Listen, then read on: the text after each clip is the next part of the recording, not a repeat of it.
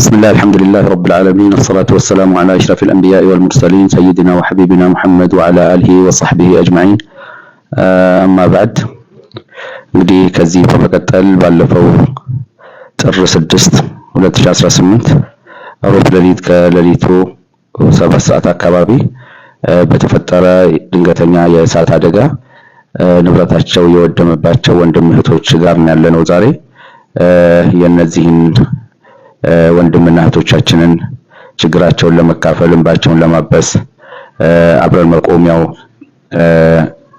እንደ እምነትም በሂዩማኒቲም ደረጃ ያው ስለምንገደድ እነዚህ ወንድሞቻችን እህቶቻችን ጋር ሆነን ከተጎጂዎች ጋር በመሆን የእርዳታ ማሰባሰብ ፕሮግራም ወይም ማቋቋም በሚል በዞን መጅሊስ በከተማ መጅሊስና በከሚሴ ከተማ አስተዳደርም አስተባባሪነት ጭምር ሁኔታዎች ተጣርተው ለአርብ ምሽት ከኢሻ ሰላት በኋላ ከ2 ሰዓት ተኩል በኋላ የላይቭ ፕሮግራም ይኖረናልና በዓለም ዙሪያ ያላችሁ ወንድም እህቶች ይሄ ጥሪ የሚደርሳችሁ በሙሉ እዚህ ኸይር ስራ ላይ ተሳትፋችሁ እነዚህን ወንድሞቻችንን አቋቁመናቸው ወደ ስራ እንዲመለሱ የምናደርግበት ፕሮግራማችንን እንድናሳካ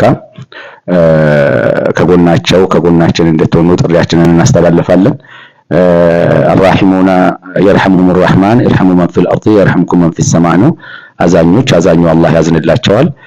በምድር ላይ ላሉት ለተቸገሩት ድንገት አደጋ ለደረሰባቸው በተለያየ ጉዳይ ሀዘን ውስጥ ለገቡ ሰዎች ዘኑ የሰማዩ ጌታ ደግሞ አላህ ረብል ዓለሚን ያዝንላችኋል ብለዋል ነብያችን ሰለላሁ ዐለይሂ ወሰለም። ስለዚህ ሁላችንም ከልባችን አዝነናል በአደጋው። እዝነታችንን ደግሞ አሁን በምንችለው አብረናቸው በመቆም እንድንገልጽ ጥሪን አስተላልፋለሁ። ይሄም የሚሆነው ሁሉም ፈሊንፊቅ ዙ ሰዓት ሚን ሰዓቲሂ ነው። የግድ ገንዘብ ብቻ አይደለም።